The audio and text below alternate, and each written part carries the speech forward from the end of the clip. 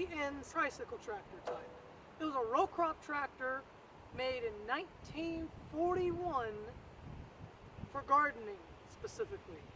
And you could tell it's a row crop because the tires are designed to go in between the rows of crops. And the tricycle design was a little bit more suited for that than just a regular, just a regular tractor, so to speak. And this design was actually originally a Farmall idea. And then you see it in John Deere and Oliver and multiple other brands. But today, we're going to review this thing, but mostly the driving experience. First, I'm going to tell you a little bit about this particular Farmall BN. As you can obviously tell, if you know about these tractors, they didn't come with a bench seat. This one was custom made by the owner who owns the shop over there. It's not a business or nothing, it's just privately owned, hobbyist type of shop. And he's got like quite a few tractors. He's got Farmalls, John Deere, you can probably see a few of them he's got an Oliver over there. So, pretty serious, pretty knowledgeable about them. And he also has a few more custom things about this particular Farmall BN. So I'm going to show you those right now. Now the bench seat part is obvious. It's kind of nice to be able to seat two people on something like this at a tractor show or something. This floorboard was not originally on here. It was just an axle, he told me, before he built this thing and when he first got it. And it's a gas-powered model, obviously. And after a little bit of research, it turns out it's a 1.9 liter, 4-cylinder, creating 16 horsepower to the drawbar. Apparently, that's how they measure tractor horsepower units. And to start this thing, he has a little kill switch. This is how you shut it off. Before you cut it on, you flip the switch and you press the button. But I'm not going to do that because you're not going to be able to hear me talk over the sound of this amazing machine. I'll demonstrate starting it up and things like that a little later. That's a little bit of a brief explanation about this particular tractor. For those of y'all are going to say, oh, they didn't come with leather bench seat or whatever. Yes, I know. I just wanted to kind of go over that real quick. To start this particular tractor, obviously you're going to have it in neutral. It's not in neutral right now because I need to secure the e-brake. Obviously he's painted this thing, so that's probably not going to happen. So we try to secure it some way or another. Put it in neutral, flip the switch, press the button,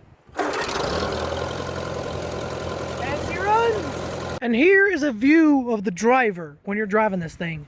Here's the clutch pedal, and here's the brakes. You might be asking, for beginners, why is there two brakes? Well, I had the same question as well.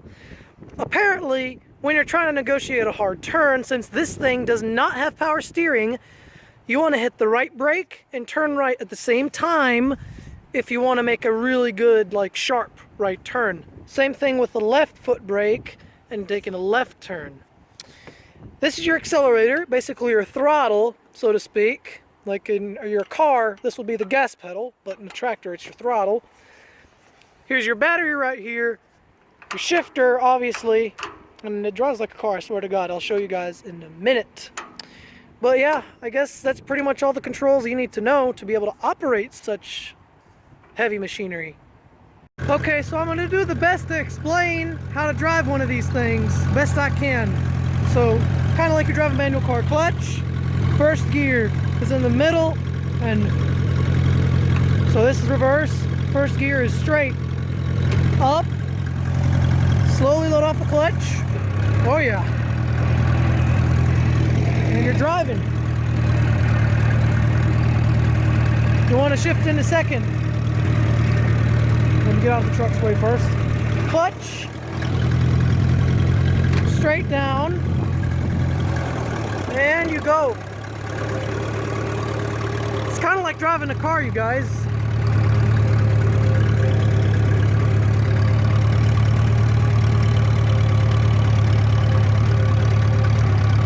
I swear to God, it's almost easier than driving a car.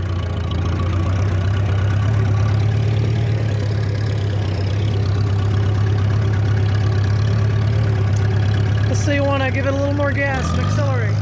There you go. Kind of a bumpy ride.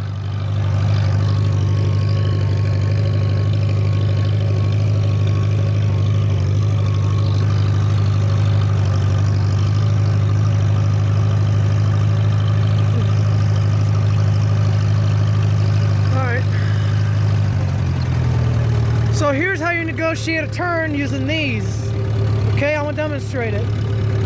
You hit the brake, you start wanting to feel like it wants to turn. So you go ahead and turn. As you can see, I can do this all day. How was that? Want to try it again? Let's go a little bit. Oops, let's go a little bit like that. Let's go a little bit faster. Okay. So here's again.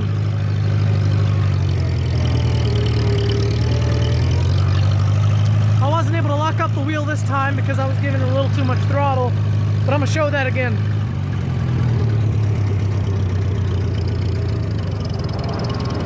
As you can see, that's how you do it. You can give it a little more gas. Oh yeah, this drives great.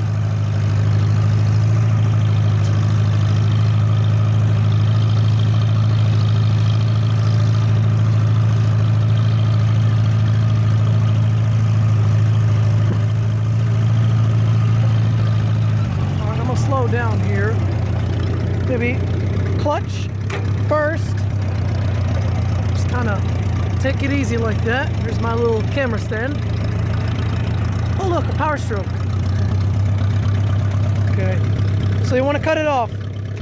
Neutral, flip the switch, and you're done. So that was a little bit of the driving experience of a 1941 Farmall BN series. So, would I recommend this tractor? Well, if you're going to make a little garden like the one that's sitting right beside me, yes, I will recommend it.